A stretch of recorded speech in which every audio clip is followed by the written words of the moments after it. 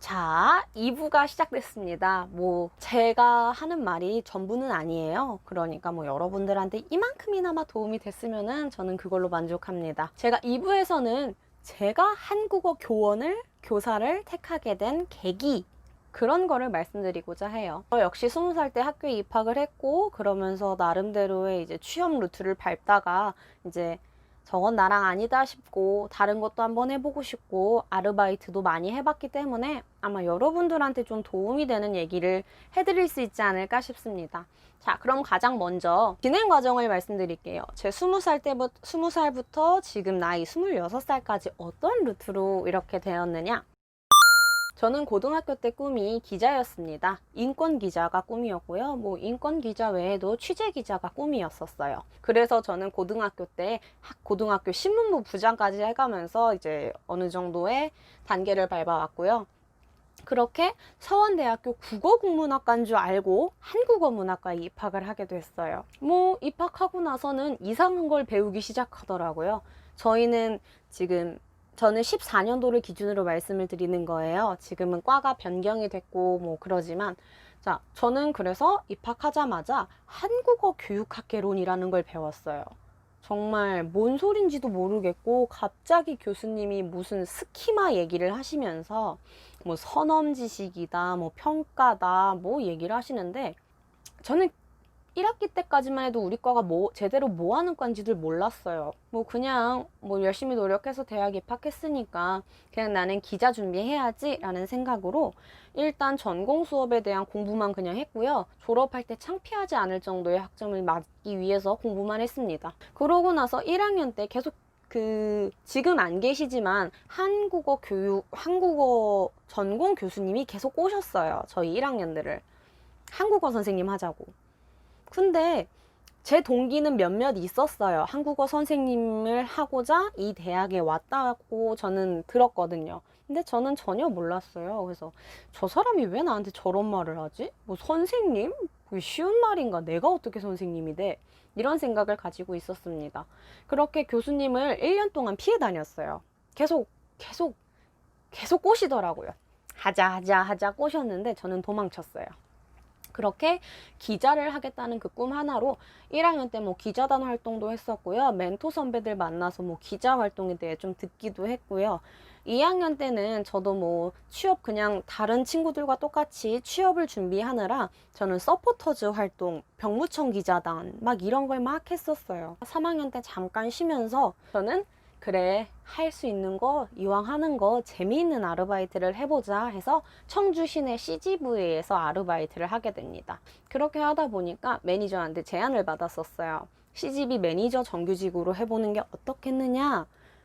저는 그때 하고 싶은 게 없었으니까 듣고 나서 땡큐죠. 왜냐하면은 CJ 계열사고 CGV면 대기업인데 솔직히 말해서 그런 생각이었거든요. 우리 과에서 그냥 정규로 졸업을 해도 대기업에 들어갈 수 있을까? 라는 생각 때문에 그래서 저는 오케이 좋다 콜 하고 근무를 계속 진행을 합니다. 근데 아마 아르바이트 해보신 분들은 아주 잘할 거예요. 세상에는 정상적인 사람보다 비정상적인 사람들이 서비스 업종에 너무나도 많아요. 그래서 제가 몇 개월 다녔지? 제가 한 7, 8개월 정도 다녔을 거예요. 손님들한테 치였던 것도 너무 많았고 저한테 소리 지르고 그런 사람도 되게 많았지만 그냥 여러 가지 사건이 섞여서 저는 그냥 시집을 그만두게 됩니다. 그 매니저도 저한테 깊게 생각하고 말한 것 같지도 않았고 해서 그냥 그만뒀어요. 그러면서 이제 4학년이 되었습니다. 4학년 때는 저는 취업계를 내고 싶어서 그때부터 지원서를 막 쓰기 시작해요. 자소서 쓰고 해서 저는 JTBC도 내봤고요. 신사고, 출판 쪽에서도 살짝 관심이 있었기 때문에 좋은 책 신사고도 한번 내봤고요. 그리고 CGV도 한번 내봤습니다. 왜냐하면 되면 땡큐니까. 가산점은 받을 수 있었으니까. 그래서 그것도 제출을 했었고요. 중소기업에도 지원을 할 수는 있었지만 중소기업은 제 자만감인지 모르겠는데 그냥 채용이 될 것 같았어요. 그래서 따로 지원을 하지 않았어요. 근데 지금 제가 지원한 항목들 보시면은 다 굵직굵직 하잖아요. CGV, CJ, CJ 하나 있죠. 거기다가 JTBC, 그 다음에 신사고. 일단 엄청 굵직하잖아요. 광탈했습니다. 광탈을 하고 나서 멘탈이 깨졌어요. 나는 뭐 한 거지? 아, 내가 그 유명하다던 그냥 아무것도 안 하고 졸업하는 그런 애구나. 우리 과 뭐 취업률도 낮추고 뭐 우리 과의 레벨도 낮추고 정말 대단한 사람이 되었구나 라는 생각도 들으면서 멘탈이 다 깨져나갔어요. 그때 저한테 아까 말씀드렸다시피 국립국어원 해외 예비교원 파견이 이렇게 붙어 있었어요. 그때까지만 해도 교수님이 저를 1학년 때부터 4학년 때까지 계속 오셨거든요. 한국어 선생님 하자고. 근데 저는 계속 도망 다녔어요. 싫다고. 그래서 그 해외 파견 그 공모를 보고 생각을 좀 했어요. 내가 할 수 있는 게 뭘까? 내가 이 학과를 졸업해서 할 수 있는 게 뭐지? 라는 생각을 해서 그거를 뭐 집에 가서 찾아봐야겠다라는 생각을 하고 그날 지도 교수님이랑 상담이 있어서 상담을 하러 갔어요. 아직 아무것도 모르겠다. 나는 지금 내 머릿속에는 아무 생각이 안 든다라는 얘기를 지도 교수님께 했더니 지도 교수님이 저한테 충북일보를 추천해 주셨어요. 충북일보에다가 너를 소개는 시켜줄 수 있다라고 말씀을 하시는 거예요. 그 말을 듣고 저는 일단 감사합니다 하고 집에 가서 국립국어원 공모를 보기 시작합니다. 정말 괜찮은 조건이더라고요. 뭐 제가 한국어 교육 쪽으로 뭐 학점이 낮았던 것도 아니었고 그 점수 자체는 제가 나름대로 만들어 놓은 게 있었기 때문에 되게 괜찮은 조건이었어요. 그래서 그 다음날 바로 한국어 전공 교수님이랑 상담을 시작합니다. 그렇게 상담을 시작했는데 제가 딱 들어가자마자 교수님이 씩 웃으면서 하신 말씀이 있어요. 생각이 바뀌었어 혜정아? 이러시는 거예요. 그래서 아니 4학년인 지금 생각이 바뀌어봤자 뭐 한다고 나를 저렇게 반갑게 맞이해주지? 라는 생각으로 일단 웃으면서 들어간 다음에 그 제 상황에 대해서 좀 말씀을 드렸어요. 이러이러했고 나는 이렇게 지원을 했고 이런데도 아르바이트 지원을 해봤는데 떨어졌다. 그리고 최종적으로 뭐 기업에다 이렇게 넣었는데 그것도 안 돼서 나는 지금 멘탈이 깨졌다.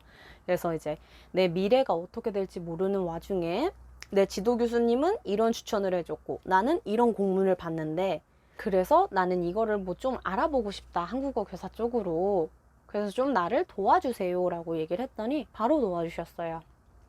정말 갈 수 있게 막 피드백 막 해주시고 막 거기선 좀 더 웃으면서 거기서는 문법 설명을 어떻게 좀 하면서 교구는 내 걸 사용해봐 하면서 막 교구 빌려주시고 10만 원짜리 막 그러셨어요. 그래가지고 결과적으로는 국립국어원에 가서 합격을 해서 왔습니다.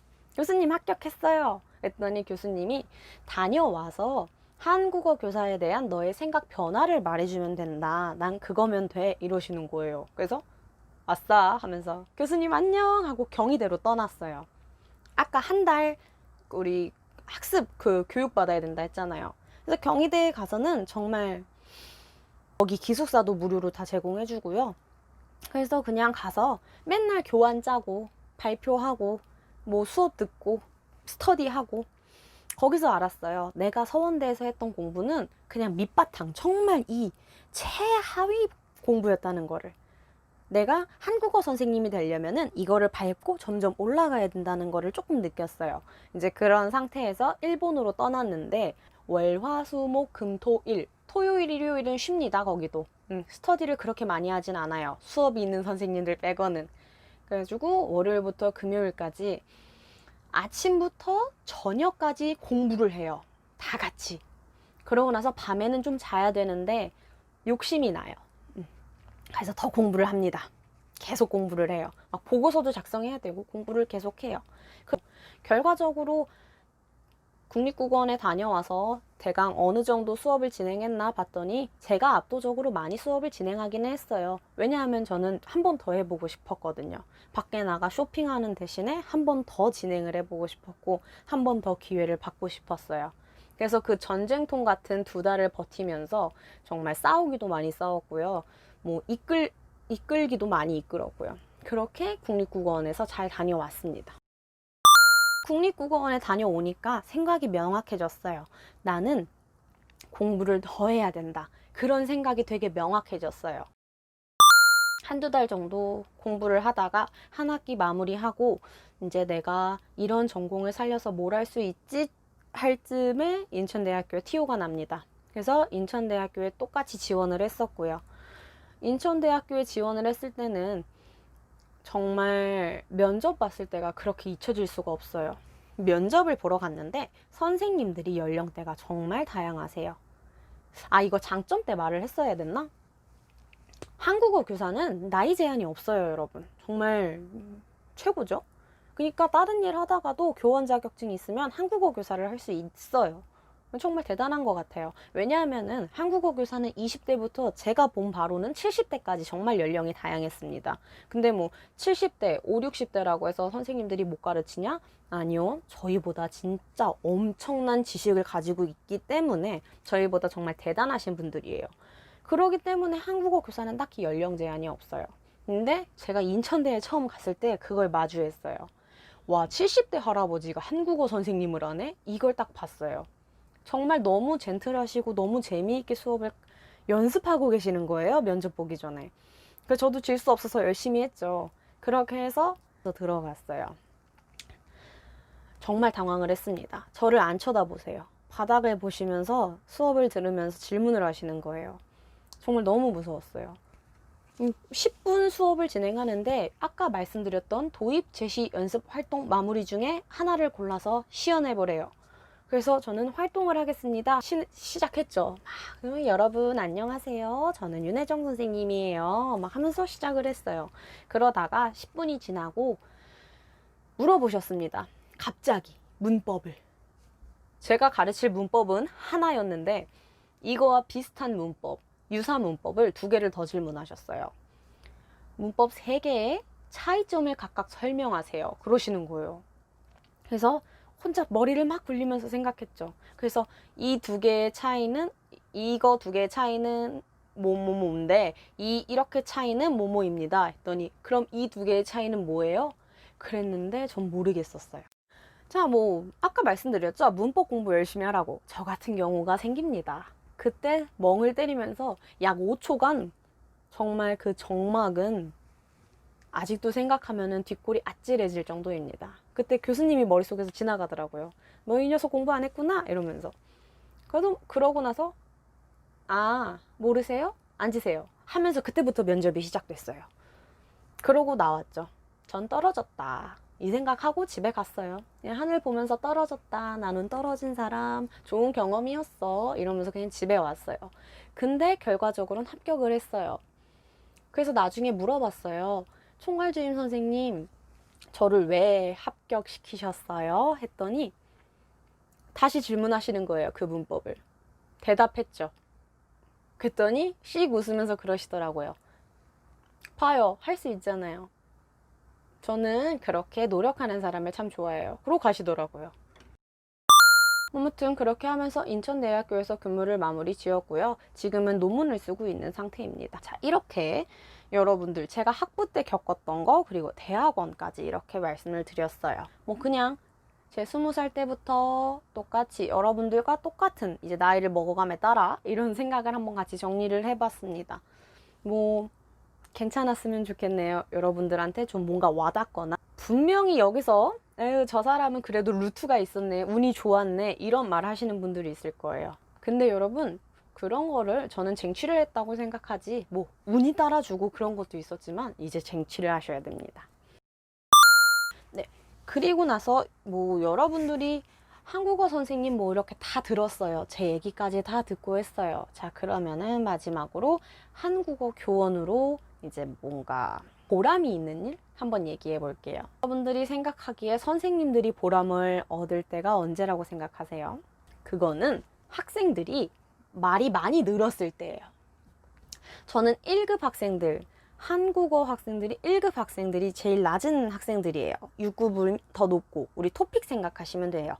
자, 1급 학생을 저는 총 4번 맡았습니다. 1년 내내 1급 학생들만 맡았어요. 1급 학생들을 처음 마주했을 때 드는 심정은 이걸 어떻게 하지? 그밖에 생각이 안 났어요. 왜냐하면은 얘네는 안녕하세요도 모르고 와요. 기억? 니은? 전혀 모르고 와요. 그 상태에서 제가 가르치기 시작해야 합니다. 근데 그 짧은 기간 동안 아이들에게 기억 니은부터 시작해서 좀 더 구체적인 문법까지 가르치려면은 정말 어마어마하게 스트레스도 받으시고 애들도 힘들어해요. 하지만 여러분들이 그러한 이제 한 학기를 보내고 나면은 처음에 아이들이 똘망똘망한 눈으로 선생님을 이렇게 쳐다보던 그 눈빛에서 이제 나한테 장난을 치는 그런 눈빛까지 볼 수 있어요. 예를 들어서 말을 한마디도 못하고 수업만 계속 듣던 학생이 중간고사가 지나면 선생님 오늘 점심 맛있었어요. 이런 말을 하기 시작합니다. 그러면은 오 이제 말을 좀 하네 하면서 이제 같이 막 대화를 해요. 그러다가 애가 기말고사를 보고 나면은 이제 학생들이 말을 엄청 잘해요. 아무 말도 못했던 애들이 이제 기말고사 수료식이에요. 거의 수료식 때 가면은 울면서 그래요. 선생님 가르쳐 주셔서 감사합니다. 정말 보고 싶을 거예요. 이런 정도의 발화를 시작합니다. 자, 그때 여러분들이 어떤 면에서 이제 보람을 느끼시겠어요? 제가 지금 애들이라 그래가지고 뭐 중고등학생 생각하시면 안 돼요. 다 성인이에요. 저랑 나이가 똑같은 학생도 있고 저보다 많은 학생들도 있어요. 근데 그런 아이들이 말을 한마디도 못하다가 수료식 때 선생님 보고 싶을 거예요. 정말 또 이런 걸 사용해서 저한테 말을 하면은 저는 그때 딱 그걸 느껴요. 내가 얘를 말을 하게 만들었구나. 얘가 나랑 이제 의사소통이 되고 상호작용을 하는구나. 이제 그런 걸 느끼면서 한 명의 선생님으로서 학생에게 정말 좋은 선생님, 좋은 도움을 주었구나 라는 걸 느끼면 그때 그 심정은 아마 여러분들이 여태까지 느껴보지 못한 그런 가슴 벅찬 감동? 이런 걸 좀 느끼실 수 있을 거예요. 자, 그리고 제가 뭐 너무 제 얘기만 하면은 너무 일반화적이고 재미가 없잖아요. 뭐 그러니까 여러분들의 선배 이제 졸업한 사람들은 뭐하고 살까 정도는 살짝 얘기해 드릴게요. 뭐 저는 14학번이라서 제 윗사람들을 더 많이 알고 아직 후배들은 지금 공부를 하고 있다고 알고 있어요. 그래서 보면은 일단 서원대학교에는 한국어 교원 자격증을 주는 게 13년도부터 생겼습니다. 그래서 제가 아는 바로는 일단 08학번인가의 남자 선배인데 외국에서 학생들을 가르치다가 그 교원 자격증 가지고 외국에서 학생들을 가르치시다가 외국에서는 조금 무리가 있다, 나는 전문성이 부족하다 하셔서 한국에서 대학원을 졸업하고 그 다음에 석사 과정으로 고려대학교에서 이제 가르치고 있는 선배가 있다고 들었습니다. 그 외에도 뭐 13학번 정도 되는 선배들이 이제 석사 과정 밟고 그렇게 해서 지금 한양대에서 가르치는 선생님도 있고요. 중앙대에서 지금 공부를 하고 계시는 분들도 있고, 반대로 해외에서 이렇게 경험 쌓고 다시 한국 들어와서 대학원에 지금 다니고 있는 선배들도 되게 많아요. 여기까지는 제가 일반적으로 한국어 교사에 대해서 얘기를 드린 거고요. 그리고 지금 왜 우리 과에는 굉장한 아웃풋이 없냐? 이거는 아까도 말씀드렸지만 한국어 문학과는 13년도에 생겼습니다. 그렇기 때문에 아직 엄청난 아웃풋을 기대하기에는 우리 과 너무 역사가 짧아요. 그러니까 이제 선배들 올라가고 여러분들이 양성이 돼서 이렇게 올라가면은 뭔가가 생길 것 같아요. 그래서 뭐 한국어 교사에 대해서는 여기까지만 말씀을 드리고, 다른 케이스의 경우에는 여러분들이 아마 지금 생각하고 있을 거예요. 아, 그럼 뭐야? 선생님 하란 얘기인가? 아, 선생님을 하려면 대학원에 가야 되고, 뭐 경력 쌓고 그래야 되나? 만약에 하다가 내가 자신이 없으면 이런 생각을 하시는 분들도 있을 거예요. 제 주변에도 그런 사람이 있었습니다. 자, 그래서 이제 지금은 그 여러분들의 선배 얘기를 한번 해볼게요. 여러분들의 선배 한 분은 이제 대학원까지 진학을 하셨어요. 근데 뭐 그분은 저처럼 뭐 예비교원을 갔다 오신 것도 아니고 뭐 봉사를 하신 것도 아니었고 그냥 말 그대로 졸업, 입학해서 대학원에 가셨어요. 서울 수도권 대학교. 대학교에 가셔가지고 공부를 하셨어요. 열심히. 아주 열심히 공부를 하셨고, 그분 나름대로의 이제 조교 일도 하면서 막 장학금도 받으면서 일을 하셨어요. 자, 여기까지 했으면은 그럼 저와 같이 한국어 선생님이 됐었어야 했는데 그분은 도중에 생각이 바뀌었어요. 그래서 대학원을 갔다가 수료만 하고 뒤로 빠지셨어요. 나는 안 맞는다, 이 길이 나랑 해서 안 가셨어요. 그래서 뭐 지금도 연락을 하고 있는데 대학 졸업, 대학원 입학, 그 외에 뭐 자격증도 없고 어학 점수도 없어서 굉장히 난감한 상태였어요. 하지만 그분은 이제 조교 일한 경력도 있고 그 외에도 아르바이트도 굉장히 다양하게 하셨기 때문에, 그래서 그분은 뭐 그냥 취업 준비 천천히 하시다가 지금은 그냥 일반 회사에서 근무를 하고 계시는 선배도 있습니다. 지금 주변에서는 뭐 석사까지 갔는데 아깝지 않아요 하겠지만, 여러분들 내 선택이에요. 남들한테 휘둘리지 말고 석사까지 가도 아니면은 뒤로 빠져서 다시 할 수 있는 거예요. 그 사람도 자격증은 있고요. 뭐 그 사람도 언제든지 돌아오려면 돌아올 수는 있어요. 그러니까 뭐 한국어를 전공을 했을 때 뭔가 포기하면 아깝지 않아요? 뭐 한국어로만 꼭 가야 돼요? 이런 생각은 조금 내려놓으시는 게 좋을 것 같아요. 저도 지금은 여러분들한테 한국어 교사란 뭐다 이렇게 말씀드리고 있지만 저도 언제 그만둘지 몰라요. 제가 하고 싶은 건 변하기 일쑤니까. 그러니까 절대 강압을 갖고 이 영상을 보진 않으셨으면 좋겠습니다. 그냥 이런 직업도 있다? 그냥 그 정도만 말씀드리고 싶어요. 네, 그렇게 됐고요. 뭐 그 외에도 똑같이 자격증을 받았지만 대학원에 진학하지 않고 취업하셔가지고 지금 결혼해서 아기 낳고 잘 사는 선배들도 있고요. 그 외에도 지금 그냥 생산 관리자로 가셔가지고, 뭐 그분은 사무직으로 가셨어요. 생산 관리자로 가셔가지고 그냥 뭐 혼자 차 뽑고 집 사고 그렇게 해서 사는 선배들도 있고요. 그러니까 여러분들의 길은 다양합니다. 국어국문과 뭐 한국어문학과 이렇게 나와서 그 방향대로 가느냐? 그건 절대 아니라는 말씀을 드리고 싶어요. 이렇게만 말씀을 드리면, 솔직히 말해서 제가 이 영상을 찍게 된 계기는 뭐 아까 앞전에도 말씀드렸다시피 저는 한국어 선생님에 대해서 책으로 교수님한테밖에 설명을 못 받았기 때문에 아마 최 교수님이 이런 점을 염두해서 여러분들한테 이런 영상을 저한테 기회를 주신 것 같아요.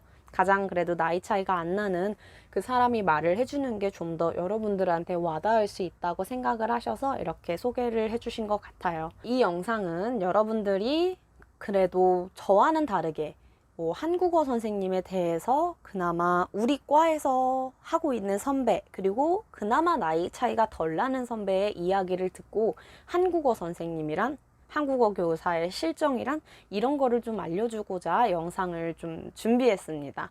그러니까 그냥 되게 무거운 중압감을 갖고 듣진 마시고 그냥 참고용으로.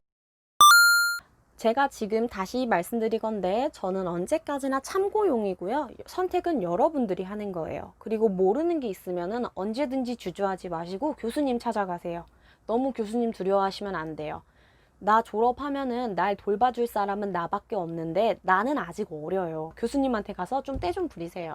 나 어떻게 해야 돼요? 내 진로 좀 설정해 주세요. 그냥 막 떼 부려요. 교수님 다 이해하세요. 아마도.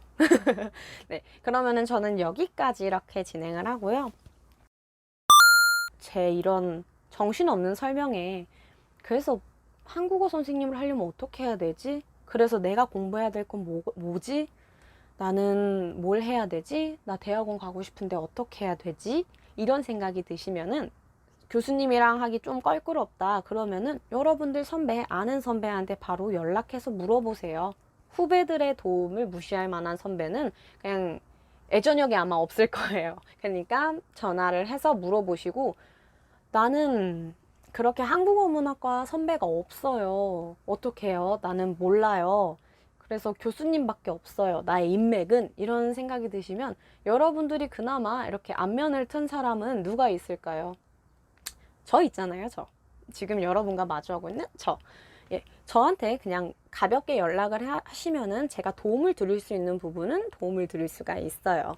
뭐 만나서 얘기를 하면서 궁금한 점을 풀어나가고 싶어요. 그러면은 뭐 둘이 일정을 조율해가지고 뭐 1대1로 만나던가 1대 다로 만나던가. 너무 많으면 부담돼요. 뭐 1대 다로 만나가지고 같이 커피 한잔 하면서, 뭐 제가 커피 한 잔 못 사드리겠습니까? 커피 한 잔 하면서 같이 얘기를 할 수도 있고요. 저는 선배 만나기 부담스러워요. 그러시면은 뭐 여러분들이 아실지 모르겠지만 한국어 문학부로 입학한 1호 학번에 오필준하고 있을 거예요. 그 학우한테 가서 제 연락처 물어보세요. 뭐 연락처 부담스러우면은 뭐 카톡 괜찮고 문자 괜찮고 저 인스타도 합니다. 인스타 아니면 이메일 다 하니까 언제든지 저한테 물어보시면 제가 가능한 한 빨리 응답을 해드리고자 합니다. 그러니까 너무 부담스러워하지 마시고 여러분들한테 도움을 드릴 수 있는 부분은 최대한 도움을 드리고자 최 교수님도 열심히 준비하고 계시고 다른 교수님들도 열심히 하시고 여러분의 선배들도 많이 위에 있다는 거 그거 하나만 알아주세요. 자, 오늘 선배와의 만남 특강은 여기까지 진행을 하겠습니다. 정말 두서없는 얘기, 정말 정신산만한 얘기를 잘 들어주셔서 감사하고요. 저는 나중에 뵐 수 있으면 뵀으면 좋겠습니다. 그럼 저는 여기까지 하고 인사드리겠습니다.